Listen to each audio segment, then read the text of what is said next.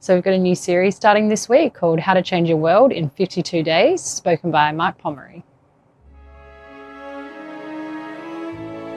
The walls of the city of Jerusalem were mere rubble. This news made Nehemiah very sad. So Nehemiah began to rebuild. He led the people day in and day out. Enemies attacked, but they overcame. God helped them finish the work in only 52 days. The Jews who had once been in captivity now returned home. Change your world in 52 days. The story of Nehemiah. Well, hey there, Elevate friends and family. Great to have you with us today as we launch a brand new series called Change Your World in 52 Days, which I'm aware sounds like an oddly specific number. Obviously, the open video that you just saw was a bit of a spoiler, but this is going to make a lot of sense, and we're going to teach this series over 4 weeks, which beginning with, I'm going to drop us into a point in history where the main character is a guy named Nehemiah. Now, Nehemiah was a Jewish man, although we find him not living in Jerusalem. In fact, we find him living and working over 1,000 miles away, 1,600 plus kilometers away, due to the Jewish people having many years ago been exiled from Jerusalem. And I'll come back to that. We pick up Nehemiah in history where he was working in the palace of the king of what is now Iran, the Persian Empire. And specifically, he was a cupbearer to the king, which the main responsibility was that when it came to meal times, when the wine was to be served to the king, the cupbearer's primary responsibility was to taste the wine prior to giving it and serving it to the king. Which, if you're into wine, you might think, well, this sounds like a dream job. King's palace, tasting wine. But this was not a sommelier position. In fact, the reason this role existed was to taste the wine prior to the king drinking it, just in case it was poisoned. And of course, if it was poisoned, you would die, and crisis averted, the king wouldn't. But look, the modern day understanding would be that Nehemiah was essentially one of the king's butlers. Not a priest, not a prophet, not a warrior, and not the king. Just a butler. And the reason I'm double clicking on this is that we kind of live in a culture where we have some preconceived notions of who God is going to use. The person that excelled at school sports, the person that topped their grades in class, the person who was described in the high school yearbook as most likely to succeed. We think that these are the people that God calls and that God gives the best assignments to, and that the rest of us, at best, will get the scraps, and at worst, will get overlooked entirely. But here's the reality. God uses both. God uses people who have something a little bit perhaps extraordinary about them, and God uses people who, to the broader population, seem ordinary. God uses both. And if you fall into the latter category, if you just see yourself as someone who's just ordinary, please don't crop yourself out of expecting to be used by God, because God specializes in using ordinary people. Now, if you've got a second device, how about you scan this flow code, and it's going to take you to the book of Nehemiah, which Nehemiah himself wrote. So it's kind of a part autobiography, if you like. It's going to take you there to Nehemiah chapter 1, and I'm going to drop us into the Message version, okay? And the the thing we're going to do over these 4 weeks is, thankfully, Nehemiah recorded these aspects of his life and leadership journey. And he very much left a trail of breadcrumbs that you and I can learn from and apply to our lives that can see us change our world from this day forward. So, here we go. It was the month of Kislev in the 20th year. At the time, I, Nehemiah, was in the palace complex at Susa. Hanani, one of my brothers, had just arrived from Judah with some fellow Jews, and I asked them about the conditions among the Jews there who had survived the exile, and about Jerusalem. And they told me that exile survivors who are left there in the province are in bad shape. Conditions are appalling. The wall of Jerusalem is still rubble, and the city gates are still cinders. Now, this happened in the year, this conversation took place in the year 444 BC in what's now known as Iran, which, as I mentioned earlier, is about 1,000 miles or 1,600 kilometers away from Jerusalem. And Nehemiah was living and working there because many years prior, God had allowed the Babylonians to drive the Jewish people out of Jerusalem. And so they found themselves in exile. And not only drive the Jewish people out of Jerusalem, but actually essentially flatten Jerusalem as it was known. They destroyed the city, they destroyed the temple, and they destroyed the city walls. So really, there was essentially nothing left, and the Jewish people were forced to live in exile in all parts of the known world. And that was Nehemiah's story. He found himself living and working in Iran, over 1,600 kilometers away from Jerusalem. But this exile wasn't a coincidence. You see, they were living in the land God promised them. God also asked something of them. He asked that they allow him to be their God and that they would be his people. And that if they maintained this covenant that was established with Moses, that he would allow them to live in that land and flourish and prosper for all eternity. But they didn't. Over time, their focus started to drift away from the God of the Israelites, and they started worshiping other gods, lesser gods, false gods. And God didn't like this. And so, eventually he allowed the Babylonians to drive them out of Jerusalem and destroy Jerusalem. And at this point that Nehemiah's brother and some fellow Jews came to visit him, the city, the walls, the temple had been down for about 140 years. Now, his brothers made reference to the fact that there were some people there in Jerusalem now, and that's because when Persia rose to become the superpower of the region, they actually allowed some Jewish people to go back to Jerusalem, like a remnant. And those people gave it a crack, as we would say here in Australia. They had a go at rebuilding the temple. They had a go at rebuilding the city. They had a go at rebuilding the walls, but essentially they were unsuccessful. And so the city was still vulnerable because it didn't have walls to defend it. And then the people that were there were also kind of discouraged, wondering if things were ever going to change, wondering if things were ever going to get better, essentially living discouraged, lacking hope.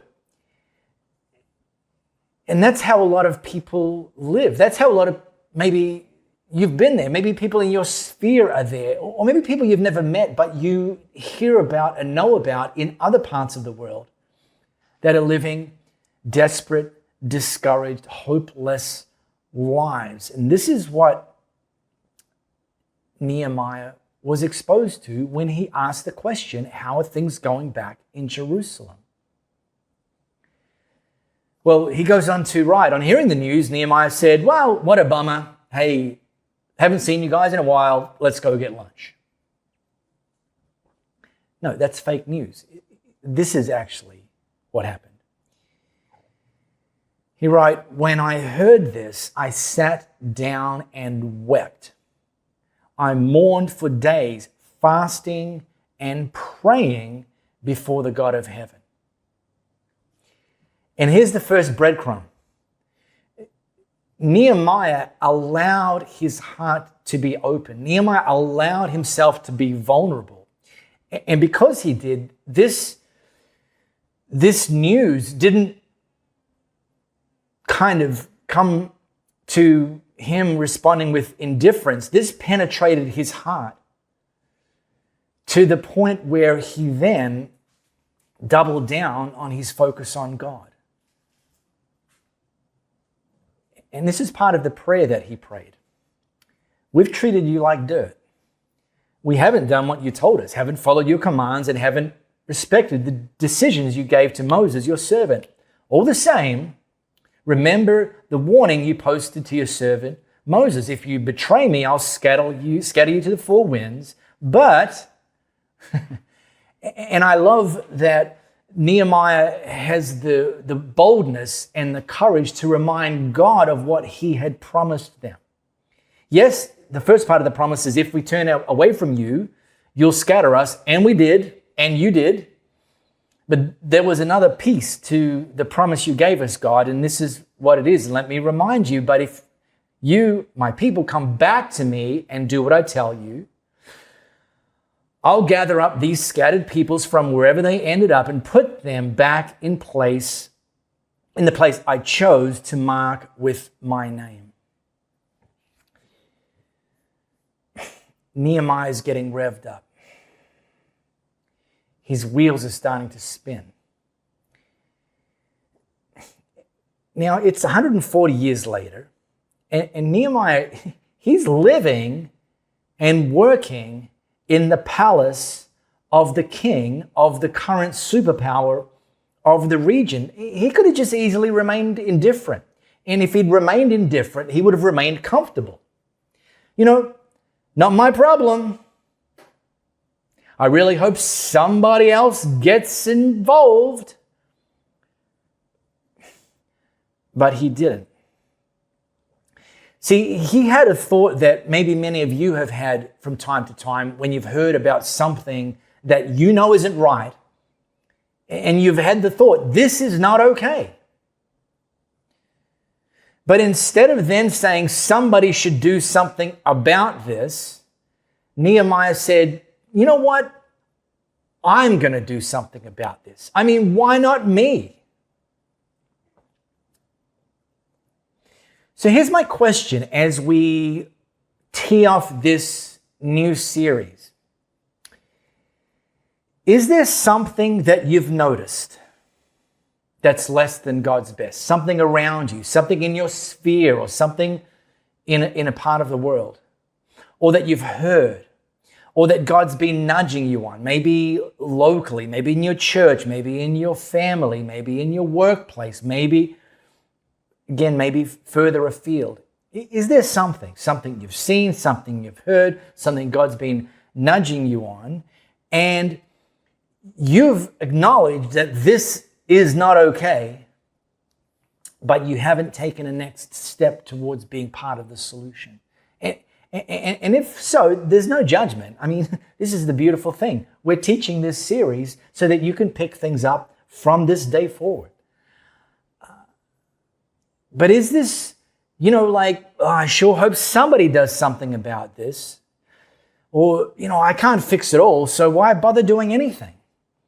I've kind of thought about it, and I've kind of looked ahead, and it seems like that's going to be a little bit uncomfortable at times. And I'm not sure if I want that. Or maybe going back to what I shared at the top, you've cropped yourself out. You've heard, you've seen, you've sensed that something is not okay, but you've kind of had this internal narrative like, well, what could I possibly do about it? I mean, I'm just me. I'm just ordinary Joe, ordinary Jackie.